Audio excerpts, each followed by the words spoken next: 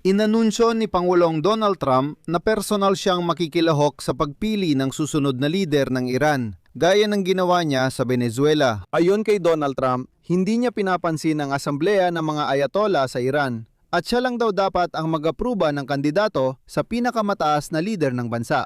Inamin ni Donald Trump na si Mojtaba Khamenei, anak ng pinaslang na lider na si Ali Khamenei, ang pinakamalamang nakahalili sa kapangyarihan. Malinaw ding sinabi ni Trump na hindi niya tinatanggap ang ganitong resulta, kaya mas mabuting isuko ni Mojtaba ang kanyang titulo. Nagpapahiwatig din na tinukoy na siya ng Israel bilang target para sa likwidasyon.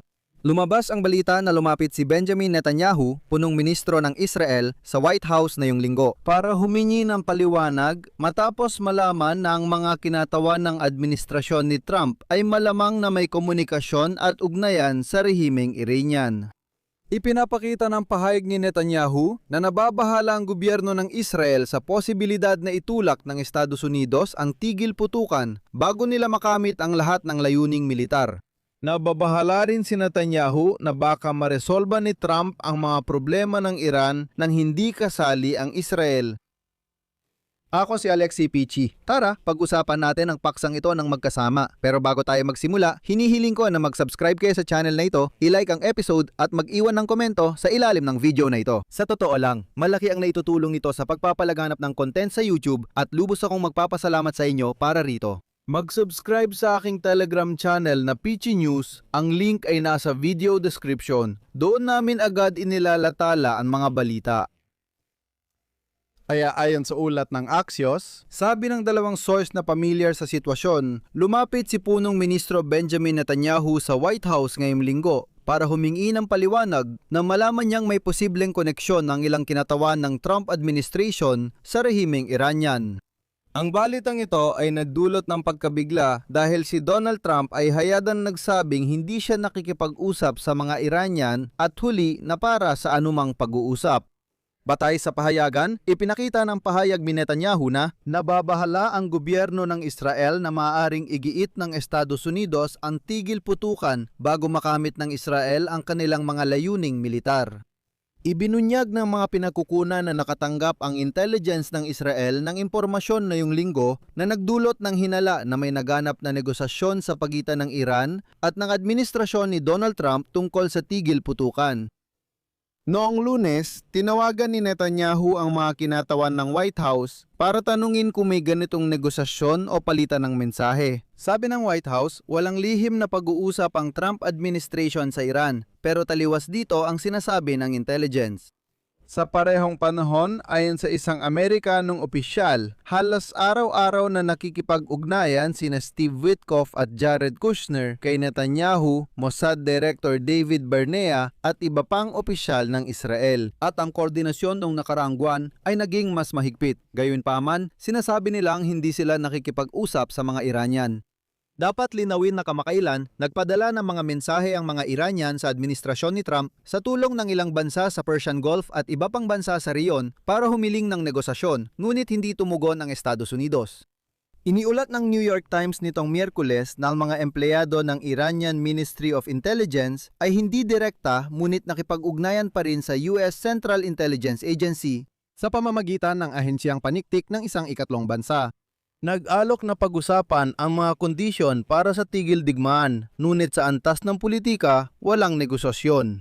Noong Martes, tinanggihan ni Pangulong Trump ang posibilidad ng negosasyon sa rehimeng Iranian. Ito ang kanyang pahayag. Nawasak ang kanilang depensa sa himpapawid, Air Force, Navy at pamunuan. Gusto nilang makipag-usap pero sabi ko, huli na. Dito, ang tagapamayapa, pasensya na, ilalagay ko sa panipi, si Donald Trump ay nagpasya. Sa isang panayam sa pahayagang Axios noong Huwebes, sinabi ni Trump na kailangan niyang personal na makilahok sa pagpili ng susunod na pinakamataas na pinuno ng Iran. Kung hindi, hindi siya kikilalanin ng US at lilipulin ng Israel. Inamin ni Trump na si Mojtaba Khamenei, anak ng yumaong leader na si Ali Khamenei, ang pinakamalamang nakahalili. Malinaw ring ipinahiwatig ni Trump na itinuturing niyang hindi katanggap-tanggap ang ganitong resulta.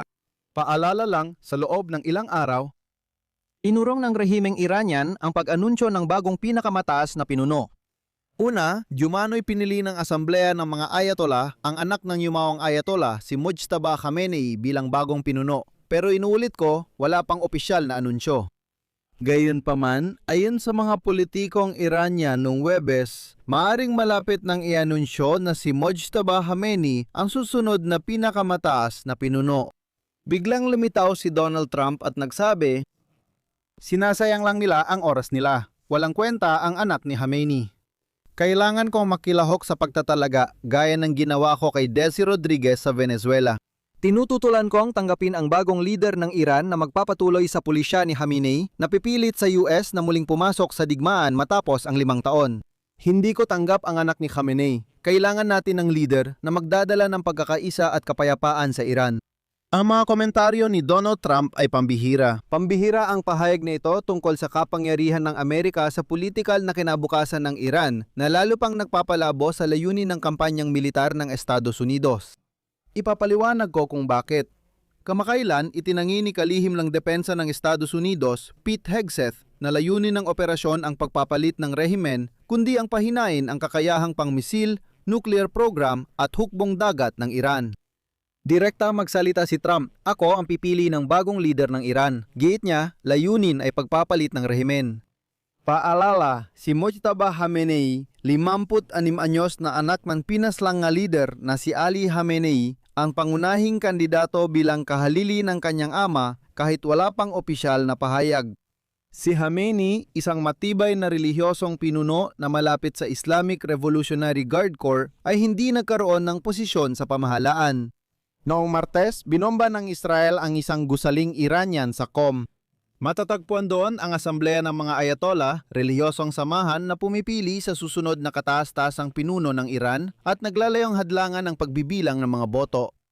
Tungkol naman kay Rodriguez sa Venezuela, kapag sinabi ni Trump na mangyayari rin sa Iran, kung paano sumuko si Rodriguez sa Venezuela, dapat aminin na matapos mapatalsik si Nicolas Maduro, talagang nagtatrabaho siya ng buo kasama ang Washington. At nitong Miyerkules lang, pinuri ni Trump si Rodriguez at sinabing, dumaloy ang langis matapos bisitahin ni kalihim ng Interior, Doug Burgum ang Caracas, at si Delcy Rodriguez ang nag-anunsyo ng planong reforma sa batas ng pagmimina ng Venezuela. Sa madaling salita, nagtatrabaho siya kasama ang White House at sabi ni Trump, ganoon din daw sa Iran. Dito ko natatapusin, ilagay ninyo ang inyong opinyon at mga konklusyon sa mga komento sa ilalim ng episode na ito. Mag-subscribe kayo sa channel, pindutin ang kampanilya at huwag kalimutang mag-like. Kung naging interesante o kapakipakinabang ito para sa inyo, maaari ninyong suportahan ng aming channel sa pamamagitan ng donasyon o bayad na sponsorship subscription. Gamitin ang mga link, detalye sa video description o QR code sa screen. Lubos akong nagpapasalamat sa inyong suporta. Iyon lang po, ingatan ninyo ang inyong sarili. Paalam sa lahat.